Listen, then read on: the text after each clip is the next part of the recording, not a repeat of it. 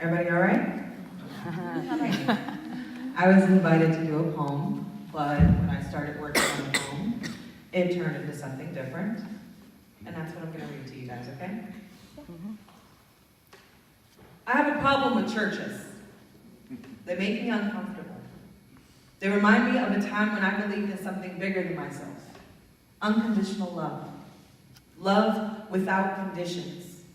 As a child, I held on to that idea of love transcending differences and bringing whole communities together, but as an adult, I realized that it was only that, an idea.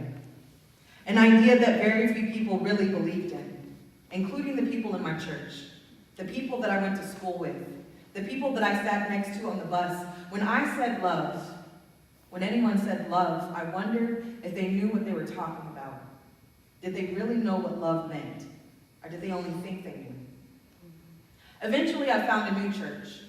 A church where words meant something real and tangible.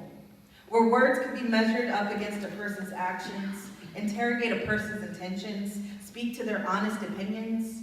I found the church of poetry. And it gave me a new kind of faith. Once again, I believe that words have the power to change the world. Now, I'm not so presumptuous as to assume that by themselves they can change the entire world, but I do think that they can change the way that we look at and feel and experience the world, and that is what we really need in this community. A change in our perception of the quote-unquote other. Now, unconditional love were not the first words that I tested my theory out on. Words can change the world. Love is a really big word to start with. So I chose another word. A word that is still my favorite word. It is a word I use daily. Like on the days when I'm too tired or too depressed to get out of the bed, I whisper it to myself. I use this word whenever I step out onto the scale and feel a little uncomfortable about the numbers that pop up. It's the same word I used the second time I failed out of college. The word I heard over the sound of South Austin's traffic while I was homeless and sleeping at the bus stop for 2 weeks straight. The same word I felt in my body when I buried my fiance months after burying my good friend. The only word that I held on to all 45 days in pretrial detention at the Hayes County Jail. It is the word I promised to my daughter the day that I placed her into her new parents' arms. It is the word that I mumbled the day I had to file for bankruptcy, and the same word that I shouted the day that I graduated with my master's degree 7 years after getting started. It is the word that I wrote over and over on the back of my publishing contract for my first, and I do mean first, book. It is the word that I scrubbed into the tables over and over and over at the restaurant where I worked for minimum wage. It is the word that propels me past my doubts and insecurities. It has never failed me, will never fail me. The word that has kept me alive is perseverance. Perseverance. The power of perseverance is that it does not ask you to be perfect. It's not asking you to get it right. It does not require that you quote-unquote stay strong. It presumes that you're going to fail, and then it forgives you if you do. It forgives you the first time you fail, and the second time, and the third time. It forgives you. As long as you are willing to try again, it forgives you. Perseverance has given me more than I ever expected or thought possible.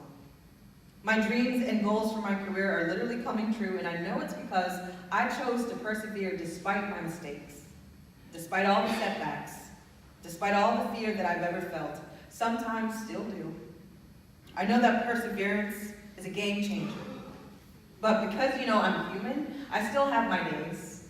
When I get online and see yet another story about yet another person who looks like me being punched in the face or shot in the back, when I hear about children being detained like animals, our mothers being stuffed out in the wild like dogs on the border, or men being tortured behind closed doors, it makes me angry. It makes me want to stop trying. It makes me want to give up on the idea that I could ever change the way that my community sees me, or hears me, or loves me, and others like me. It makes me want to put down my equality for all sign and just go home. Close my eyes and go back to sleep. Sometimes it feels like justice is just way too hard. It's too big. It's too much. There are too many people involved, and I'm just one person, so why am I even trying? But see, see, that's normally right about when that word perseverance starts messing with me. It starts getting on my nerves, making it hard for me to get any rest.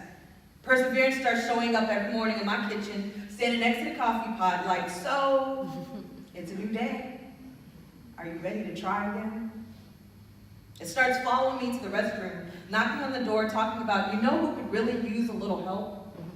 That neighbor of yours. I bet there's something you can do about that, isn't there? It even follows me out to the bar. Slips into my glass like, you know, there aren't many people who have the ability, /resources, /support system, /opportunities to get up and do something about all of this, but you, my dear, have got me. Perseverance is the word that we all have to embody if we ever hope to see change in our communities, in our governments, and in the hearts of those who are not like us. No, it's not as nice sounding as unconditional love, certainly not as marketable, but it is a start. Perseverance is not about quick and immediate change. It is about trying again and again, even if we fail. As many times as it will take until failure is just a memory. Who knows? Maybe this little old word, perseverance, will change the world. I'm betting that some of you are going to want to be front and center when change finally does come, so saddle up, San Marcos.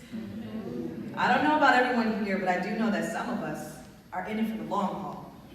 Some of us know that without a doubt, perseverance is the real key to criminal justice reform. Like unconditional love, it's a practice, and odds are we could all use a little bit more.